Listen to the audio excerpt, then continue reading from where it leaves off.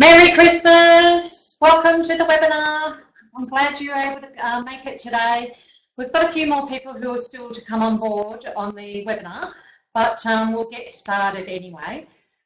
Being the end of the year, we have a nice simple webinar for you, and I always choose, when you see the continuous improvement cycle, which you can see on your desktop here, I always try and choose something that's really simple in December, because you're normally trying to finish off your year, organise students, getting certificates, or trying to get out of the office.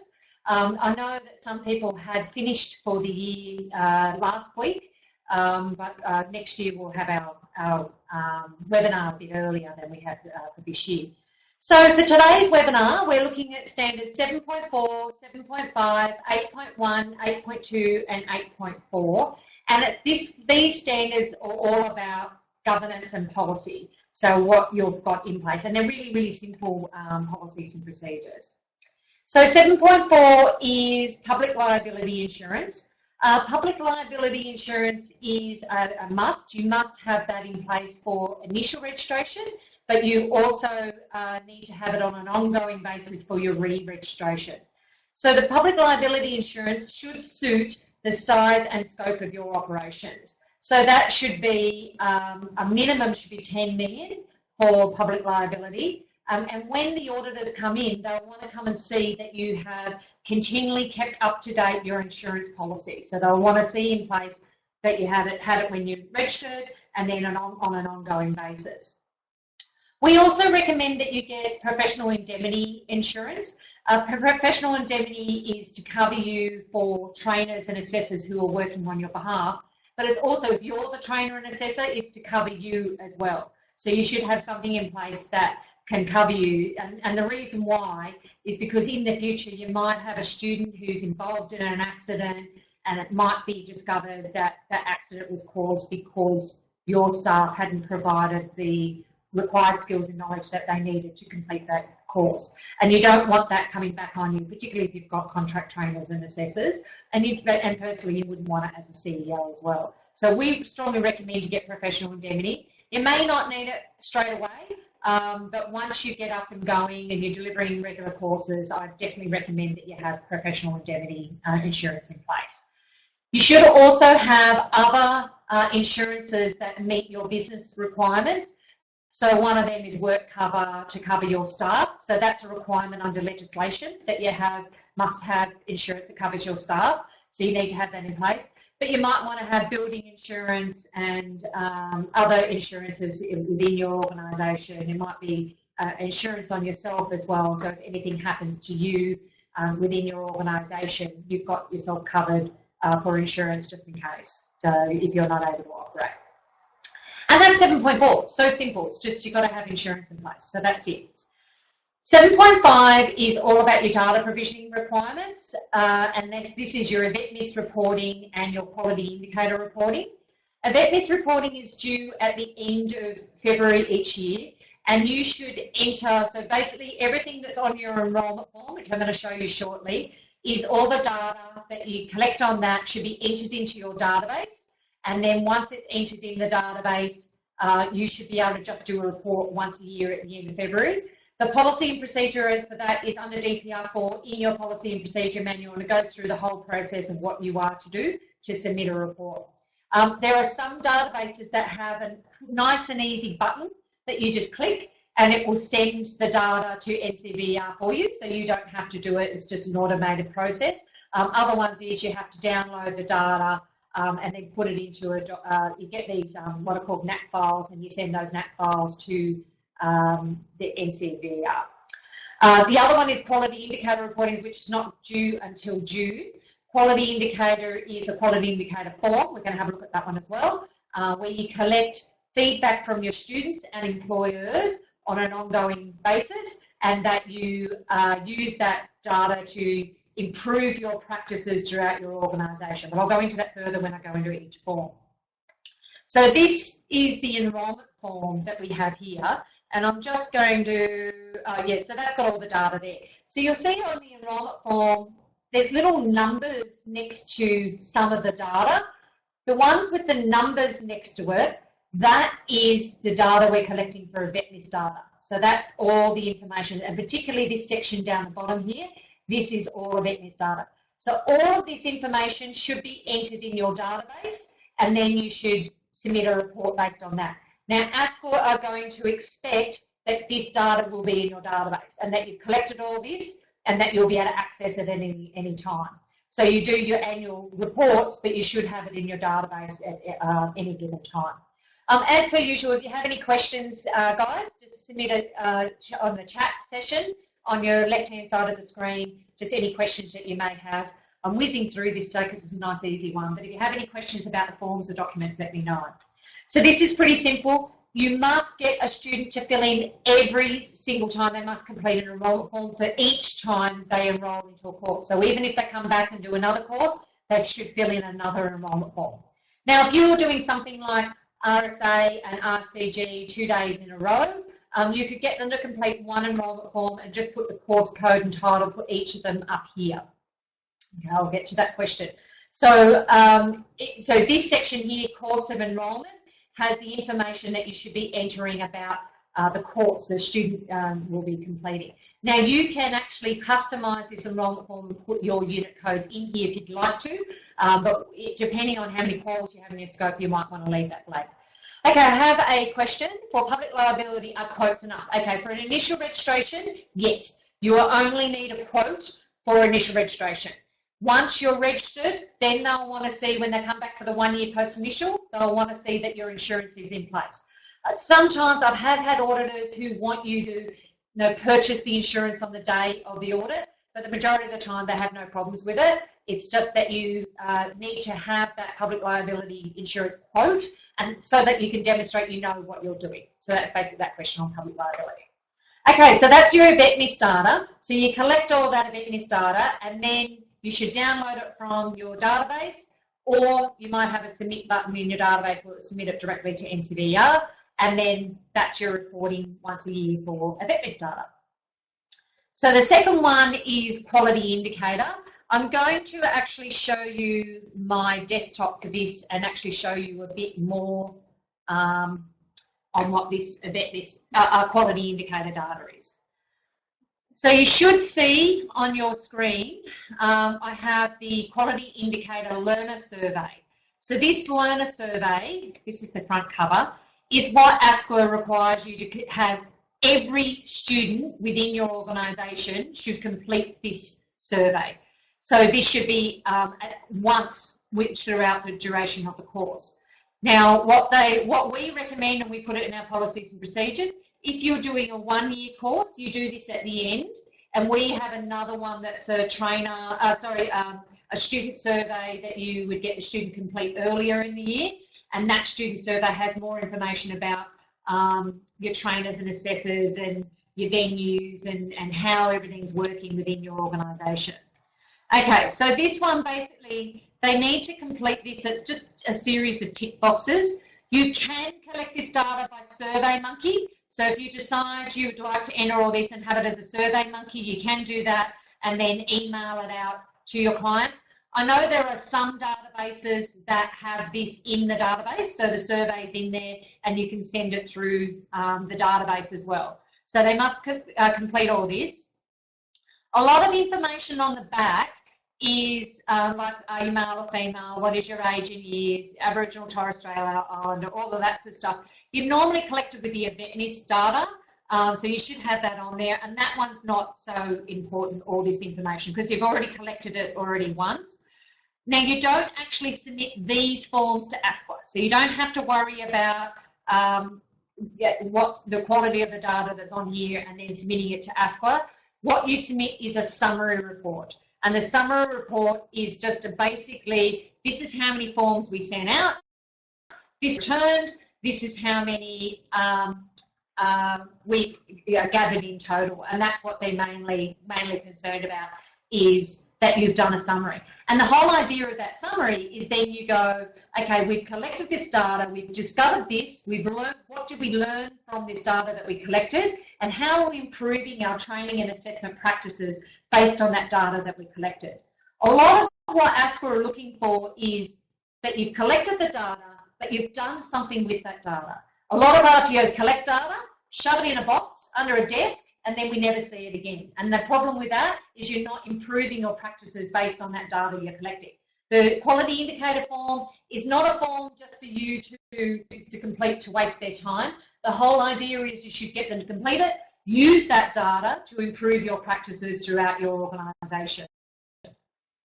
And that's what they're looking for. They want to see that you did those, what the feedback that you've received, you've implemented that within your organisation and looked at how you've improved your practices based on that feedback that you've received. Any questions on a VetNIS data and quality indicator? I think they're pretty basic, straightforward. A lot of people don't realise how much, like they have to submit this quality indicator for data and the VetNIS data. You can get exemption from it, but you have to apply to ASQA to get the exemption. Or if you are a high-risk security organisation like the police department or so it might be federal or state police, or it might also be Army, the Armed Forces or something like that, they get an automatic exemption from having to submit this data. Everyone else you have to apply. And the only conditions that you can get out of the quality indicator and the VetNIS data is, and mainly it's quality indicator, is if you are doing one-day courses. If you're doing one-day courses, they may exempt you from that. But that's the only conditions that you can get an exemption.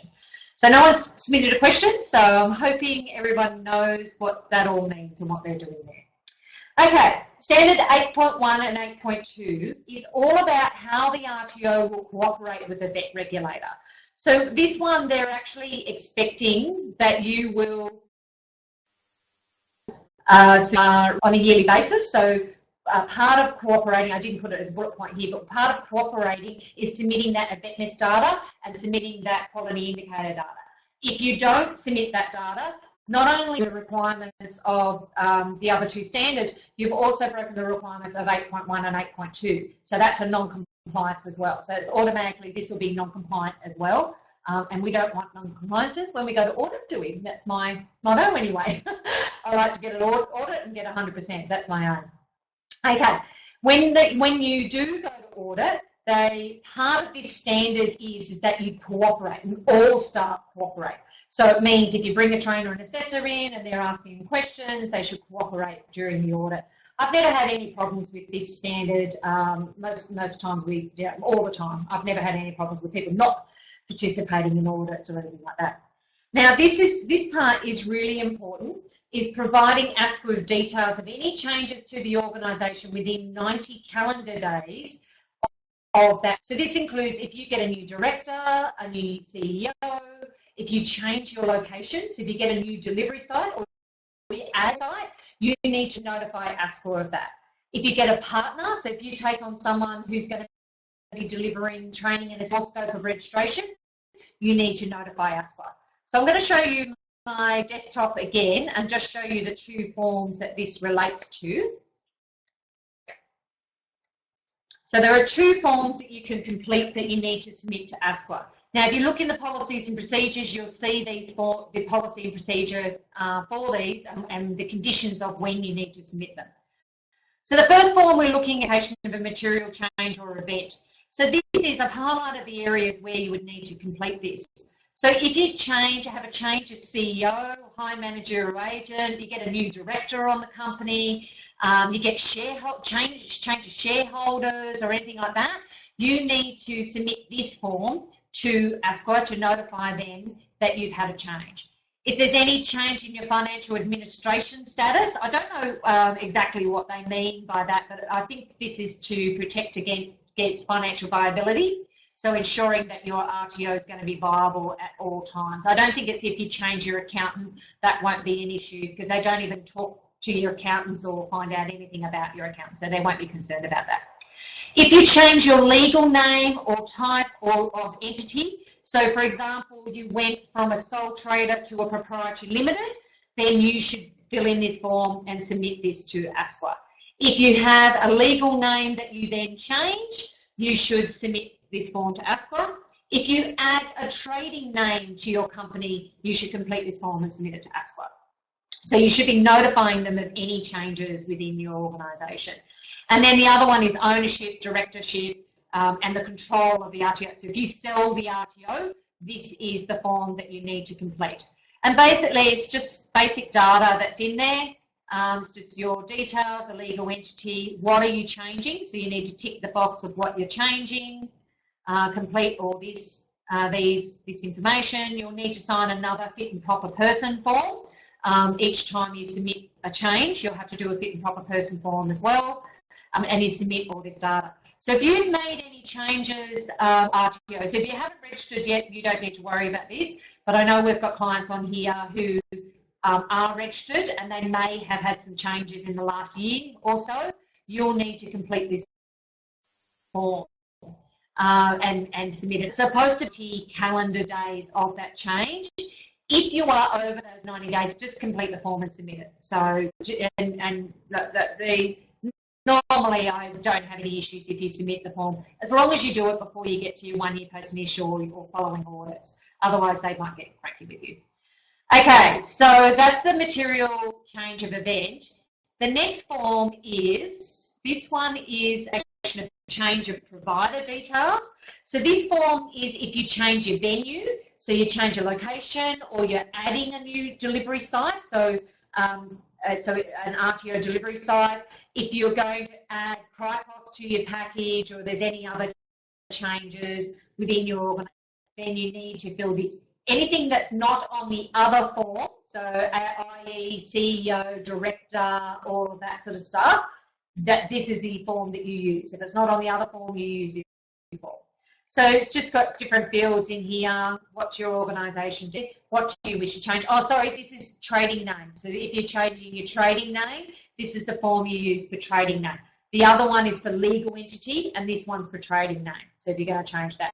If you get a new web address, you need to fill in this form and send this to the auditor. So, sorry, ASQA.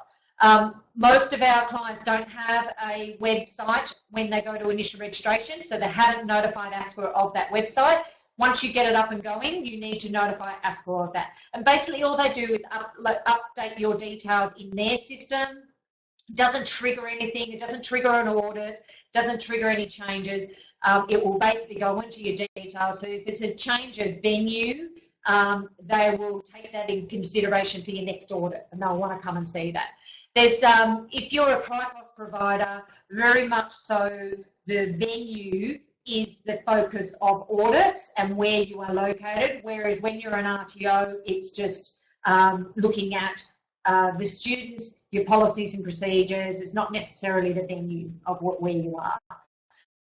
If you have a change of head office details or contact details, so you might have somewhere or your CEOs change their contact details, might have a new email address or something like that, they should be, so if you've changed any of your email addresses, your phone numbers, any of your details, you need to fill in this form and send it to them as well. Unfortunately, they don't have this form online, which I think would be a much better idea if you could do that. And funnily enough, you fill in this for your details of change of details. But if you want to notify them of a partner, you've actually got to log into ASQANet and notify online on ASQANet that you have a partner in place, whereas all the rest are paper-based forms, which I find quite bizarre that they would have two different systems. Oh, this one's good, domestic delivery location. So if you were originally only registered to deliver in New South Wales and now you want to deliver in other states, you just notify on here what qualifications you now like to notify as delivering in other states. I like to try and get you registered in all states, but you should select the states that you will actually be delivering in, so then you're not restricted. And that's within 90 days of that change. So if you start delivering in another state, you need to notify ASQA within 90 calendar days that you are going to be delivering, or you are delivering in another state. So this is where you change that you'd like to deliver in more than one state. Any offshore delivery locations, so you're now delivering in Papua New Guinea, you would notify them through here, and this would go on your registration then. So it would be listed on your registration that you'd be delivering in Papua New Guinea or wherever you have notified. It might be Philippines, so you notify on here that you are going to be delivering in Philippines. Okay, and then all the other changes, as I've stated before, needs to go on the other forms. So if you sell the business, legal entity, significant or unexpected turnover of staff. I've never seen anybody have to notify about that, but definitely ownership and control and things like that. This one's, the other form that we had, that one's mainly for significant changes. This is going to have a significant impact on your RTO, this form here. If there's anything that's a significant impact, the other one is just minor changes. So that's the difference between those forms. So it's really important, if you've had any changes within your organ, you should complete either one of these forms because that one's going to be required. And it should be within 90 calendar days. And we have the policy and procedure for that in the Q&C manual. So you can access that through the Q&C manual. Okay, we'll just go back to the PowerPoint. Okay, we're up to standard 8.4. Standard 8.4 is basically that you're going to have, it's your governance and policy basically for that one. And it's that you're going to make an annual declaration each year. So they haven't implemented this yet, and I haven't seen it in audits, but I am expecting it's going to happen next year, where they will get you to sign an annual declaration. So what it is like a CEO stat deck that's going to be signed once a year that says, I, the CEO, agree that my RTO is compliant with all the standards and that I guarantee that our RTO is going to be compliant or is compliant and is currently compliant right now. Now, the best way to ensure your compliance is to hold an annual internal audit. That way you can check your policies and procedures and how you're implementing them within your RTO and your practices of your training and assessment and the practices of implementing those policies and procedures have been audited and checked that you are implementing them according to the standards. So we recommend you hold an annual internal audit, and you should do it around the anniversary of your registration each year. So that should be something you should conduct each year on your anniversary. Now, we offer a systems check package where we come out and do your internal audit for you.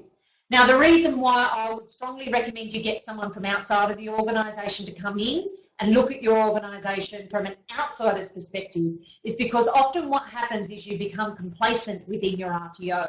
So you get used to what you're doing in your practices and things like that. And what happens is you oversight that you don't really see everything that you should be doing. And when you get someone from an outsider's perspective coming in, it will be like when an ASPA auditor comes in, checking your systems and practices to make sure that they actually comply. And the other one is getting someone who has audit experience, who's been there and done lots, like I've done 25 ASPA audits so far this year, and I have the experience of what happens in ASPA audits, is I come in and I have a look at your RTO from the perspective of an auditor, and I use the ASPA audit tool, which you can actually access as well. So you can go on to ASPANet and access the audit tool that's on ASPANet. It's the one that ASPA uses. And I recommend you have a look at that. But we recommend once a year that you get us to come in and do a system check, and we get to catch up. We get to catch up once a year, which I'm really looking forward to being able to catch up with all our previous clients on an annual basis, and not just through the webinars, because it's sort of one way, which is fun. Okay, that's it for the standards. So nice and easy ones for the end of the year, because that's all you need for the end of the year. We don't need any work, so there's nothing major that you need to do. I would schedule an audit for next year if you have, if you're not currently registered. Don't worry about it. You don't need to worry about it because you're going to have your ASPA audit coming up soon. But for anybody who's a previous client who was registered a year ago or around about a year ago or more, you should conduct an internal audit as soon as possible, because the 1 year post-initial can be anywhere between 12 to 24 months following your registration, and they will just surprise you. They'll just send you a delivery activity statement, and then they could book an audit date within a month, depending on how they go, because they see you as higher risk than initial registration, because they want to see that you've implemented everything that you said you were going to do. So it's really important, if you haven't conducted an internal audit yet, that you should conduct one and do it once a year to make sure that your systems and practices are in line with the requirements of the standards. So you should be doing that on an annual basis. Okay, so that's all of that. I also wanted to do a bit of a blurb about our conference. We've got our very first conference that we're delivering next year, and I'm very excited to be offering this conference. And we have a special offer that's on our Facebook page at the moment. If you register by the 30th of December, you'll receive an extra $100 discount off your registration price, and you just use this discount coupon VivCon16. And then this is the, let's see if it's going to work, may or may not work. We've got a hyperlink on here to the website where you can actually register for the conference. So I'm just going to show you my desktop now. So you should be able to see soon the website. So this is our main page of the website. Let's see how quick it's going to move. I've got the team coming in soon. I think I can hear jingle bells out the door at the moment. We're not quite ready yet, but you can come and sit in. So this is the website. If you click on National Conference 2016, you'll be able to look at information about the conference that is on there. There's information about our program. We haven't got much on the program yet. We've got speakers all booked in, but we haven't actually set the program yet, so that's why it's not in there. But we've got information about the conference. We've got some information about the presenters in there as well. So there's a few presenters that we've listed so far. And we've also got some information about the venue. We're very excited that we're going to be offering this conference in Newcastle for our very first conference, and being where our head office is. So we've got a bit of information about Newcastle and the venue that we're going to be delivering this conference. We're expecting about 200 registrations for this conference, anywhere between 150 to 200 people, we're hoping. But we're also, the great thing about this conference is it's going to be a range of information about not only compliance, but also about information about how to build your business. So it's going to be things like, we're going to have speakers on social networking, finance, business, marketing. I'm going to be speaking about compliance, but also how you can get the balance between compliance and business success. We're also going to have speakers coming in about training and assessment tools, databases, all sorts of information. It's going to be some, I'm very excited with all the different things that we're going to be offering at the conference, and the speakers that we have, great quality speakers that we're going to have at the conference as well.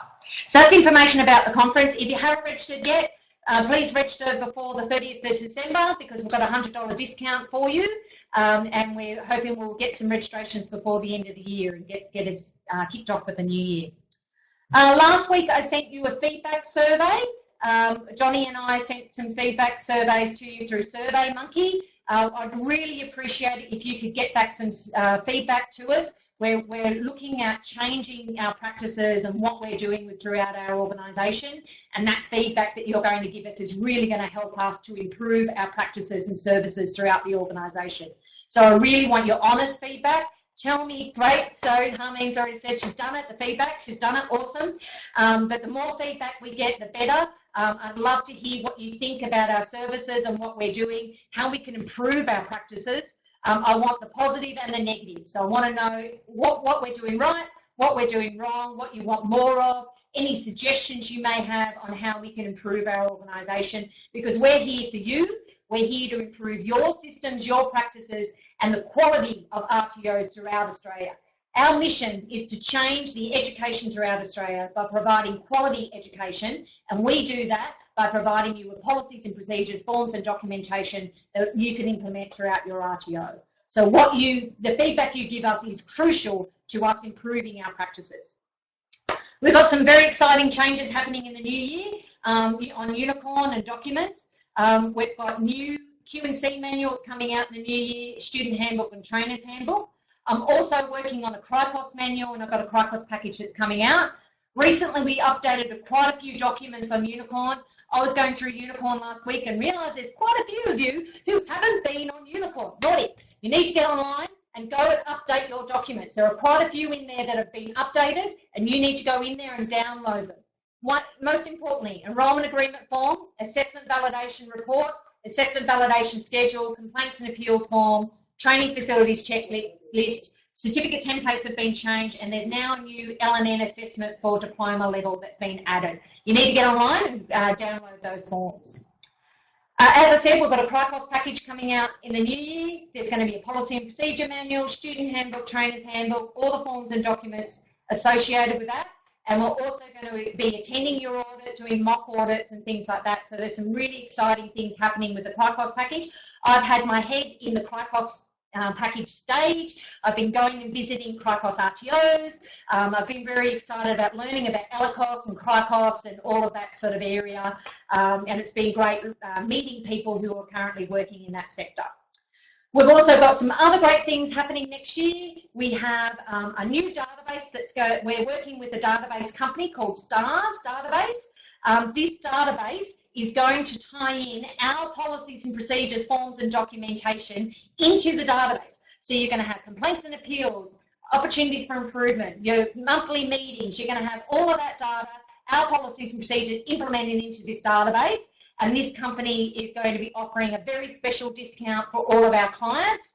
And we've also got anybody who's an initial registration, they're going to be getting the database for free for the first year, so that you get used to using the database, and then he's going to take that on for you to on an ongoing basis. The other great thing is it's already CRICOS and ELICOS compliant. It's met all the requirements there. We're now going to be implementing all our policies and procedures into it as well. So you'll have one database that's going to encompass everybody. We have some new team members who I'm just about to introduce to you who've joined our team. So you would be receiving emails from them. We've got more workshops that we're going to be offering next year.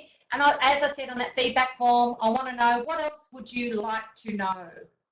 Okay, our office closes on Wednesday, so it's our last day, is on Wednesday. We're finishing here at 5 o'clock on Wednesday. We're going to have a great Christmas break, which we're all looking forward to. And we reopen on Monday, the 11th of January. So just so you know, 9 a.m. on the 11th of January, that's when our office reopens.